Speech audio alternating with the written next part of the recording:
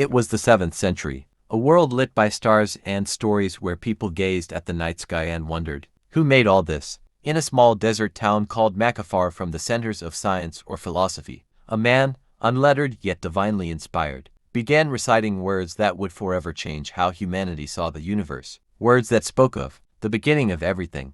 Do the disbelievers not realize that the heavens and the earth were once one mass, then we split them apart, and we created from water every living thing? Will they not then believe? Surah Al-Anbiya 21:30. 1400 years ago, this verse was revealed. It described a time when the heavens and the earth were once joined a single entity, before being parted. To the people of that era, these were profound and mysterious words, but centuries later, modern science would uncover something astonishing, something that echoed these very words. In the early 20th century, scientists believed the universe was eternal and unchanging. Then came a discovery that would rewrite our understanding of the cosmos. In 1929, Edwin Hubble observed that galaxies were moving away from each other, as if space itself was stretching. This meant the universe wasn't static, it was expanding. And if it's expanding now, then at one point, it must have been smaller, infinitely smaller. A single point, dense, hot, and unimaginably compact, that burst into existence.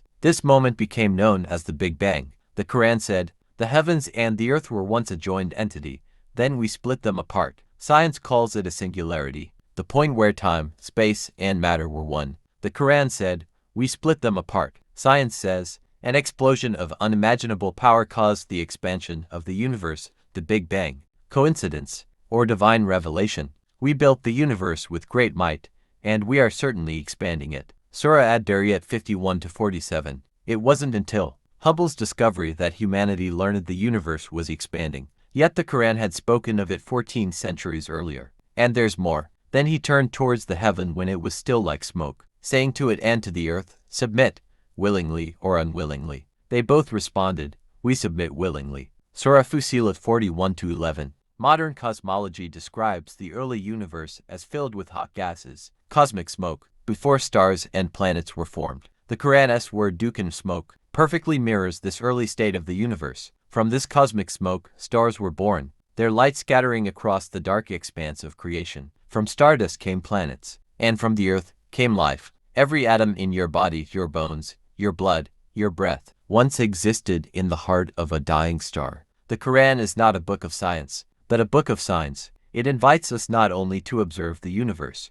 but to reflect on its creator. Indeed, in the creation of the heavens and the earth, and the alternation of night and day, are signs for those of understanding. Surah Al-Imran 3-190. When science discovered the universe's beginning, the Qur'an had already described it, not through equations, but through divine truth. Science explains how the universe began, but it cannot explain why. Who set the laws of physics in motion? Who created matter, energy, and time itself? Allah is the creator of all things, and He is the maintainer of everything. Surah Az-Zumar 39-62. Before time began, He existed, and when the stars fade and the universe ends, He will remain. 1400 years ago, in the deserts of Arabia, a man recited words that still echo through time, revealing truths about creation long before science could even imagine them. The universe began with a single command, be, and it was. If you found this video insightful, share it, because every sign of creation leads back to the Creator.